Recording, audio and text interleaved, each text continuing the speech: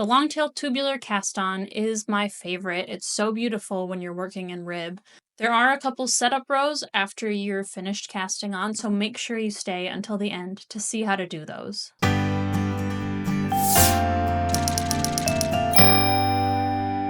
So just like a regular longtail cast-on, you want to have about 3 times the finished product's worth of tail.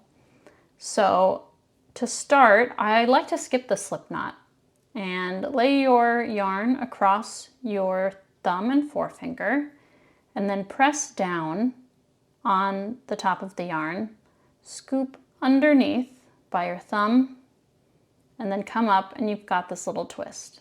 So this is your knit stitch. So if you're doing a knit purl 1x1 rib, you've already done your knit stitch, so now we have to do the purl stitch. So in order to do that, what you do is you see this V here. We're going to swing underneath the whole thing, come up, and then down through the middle, and then up by your finger like that.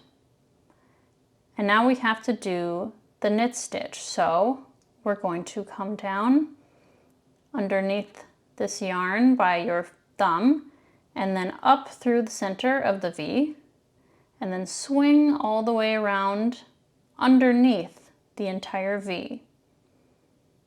And that is how you do the knit stitch. And I'll do both again slowly. So swing underneath this entire V, come up, down through the center, and then up by your finger, and then to do a knit stitch, down by your thumb, swing under, come up through the center of the V, swing over by your finger, and then swing underneath the entire V. And once you get going, it is pretty quick. So if I try to think of it as one motion instead of doing knit purl. So once you kind of get the hang of it, you just kind of keep going and you can move pretty quickly. And then of course, if you're ending with a purl stitch, remember not to make another knit stitch. Okay, so now we're going to turn our work, and this can untwist pretty easily, so just keep it pinched and make sure that it doesn't unravel while you're turning.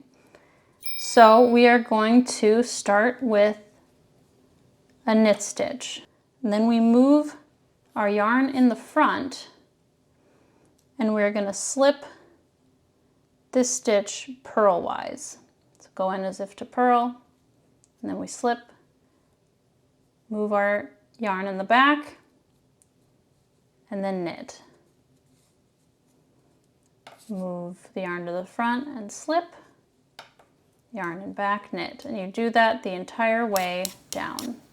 With our yarn and back, we are going to slip our knit stitches, still slip them purlwise too. Then we move the yarn in front and we purl our purl stitches. Move the yarn in back, slip the knit stitch, purl the purl stitch. Yarn in back, slip the knit stitch purlwise, and then purl the purl stitch. And when you're done with these 2 rows, you can start with your regular rib pattern. And you can see it taking shape a little bit. It doesn't really start looking super nice until you get a little further down. And then you're really going to be impressed with yourself because, like I said, it really is beautiful. So here I am a little further along, and you can see just how beautiful that cast on edge looks. See how it just kind of curls around to the other side. It's so nice.